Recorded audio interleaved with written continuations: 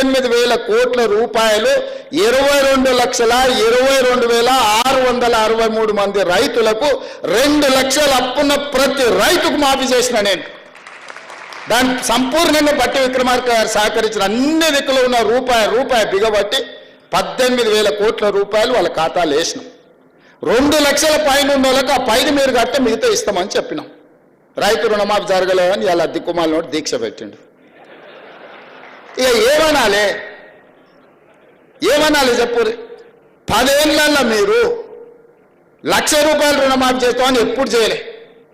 2018 నుంచి 2023 వరకు వాళ్ళు 5 ఏళ్లలో చేసిన రుణమాఫీ 11,000 కోట్లు.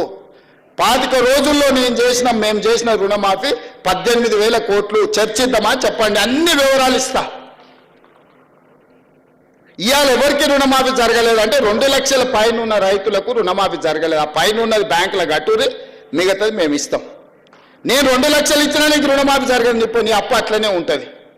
ఎక్కడైనా ఎవరికైనా ఏదైనా ఇబ్బంది వస్తే కూడా పరిష్కరించడానికి కలెక్టరేట్ కార్యాలయంలో ఒక కౌంటర్ పెట్టిన. మీకు ఏదైనా సమస్య ఉంటే అక్కడికి వచ్చి ఆ సమస్యను పరిష్కరించుకోండి అని రైతులకు.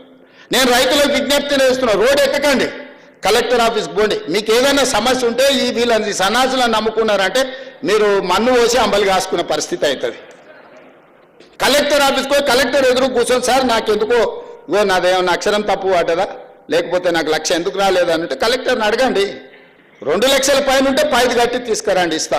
2 లక్షల లోపల ఉండే ఎవరికైనా ఏదైనా కారణం చేత అప్పు మాఫీ జరగకపోతే కలెక్టర్ ఆఫీస్లో అధికారులు ఉన్నారు మీ సమస్యను పరిష్కరించడానికి.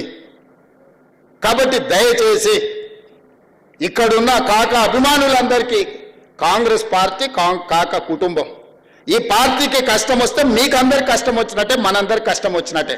కష్టపడి తెచ్చుకున్న ఈ ప్రభుత్వం, ఇందిరమ్మ రాజ్యం ఈరోజు మన మీద దుమ్మెత్తిపోయాలని అధికారం కోల్పోయిన వాళ్ళు విచక్షణారహితంగా ఎట్లా పడితే అట్లా మాట్లాడి సోషల్ మీడియాతోనే అధికారంలోకి వస్తాం అనుకుంటారు. సోషల్ మీడియాతోనే అధికారంకు రారు, కానీ చెర్లపల్లికి అయితే పోతారు.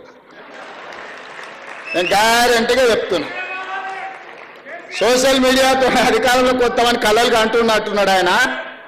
నువ్వు సోషల్ మీడియాతోనే అధికారంలో రావు, కానీ చిల్లర పనులు చేస్తే మాత్రం చెల్లపరులో చిప్పకూడు తింటావని నేను చెప్తూ, మనందరం కలిసికట్టుగా కాకా స్ఫూర్తితో తెలంగాణ రాష్ట్రాన్ని అభివృద్ధి చేద్దామని తెలియజేస్తూ మీ అందరి